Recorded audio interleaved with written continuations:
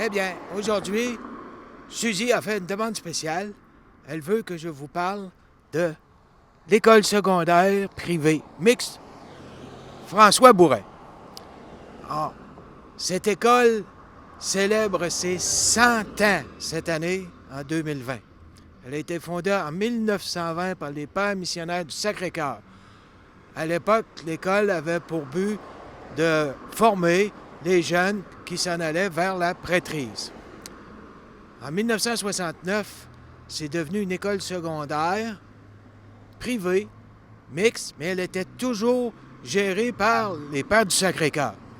Je m'en rappelle très bien, j'ai eu le privilège de venir faire 4 années de secondaire ici.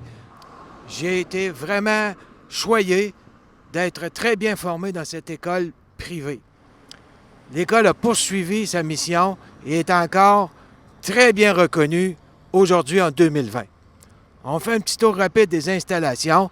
Ce bâtiment-là abritait les arts plastiques, dans lesquels j'étais vraiment pas bon, faut pas dire absolument mauvais.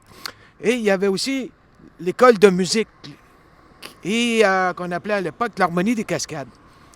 De l'autre côté de l'école, on faisait du sport, du baseball. C'était pas à moi de la soccer dans notre temps. On jouait au baseball. L'hiver, il y avait une patinoire. On jouait au hockey, au ballon-ballet.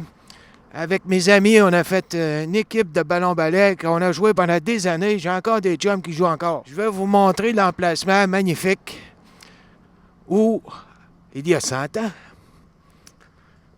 les jeunes qui aspiraient à la prêtrise pouvaient venir se reposer entre leurs cours